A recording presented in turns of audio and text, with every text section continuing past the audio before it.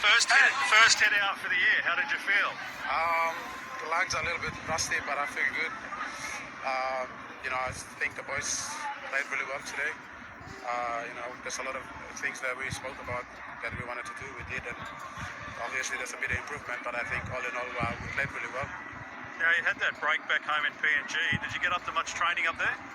Yeah, I try my best to do whatever I can, but mostly I'm just spending time with family, so it's not like I'm losing anything. I think we do a lot of work pre-season before I went there, so I still feel good. What have you been working on over the last few weeks when you haven't had a chance to train? I'm just trying to work on some of my attack and maintain some of the things that I do well in defense. Try to build my speed as well a little bit, so I think it's been working for me. I feel fit as well.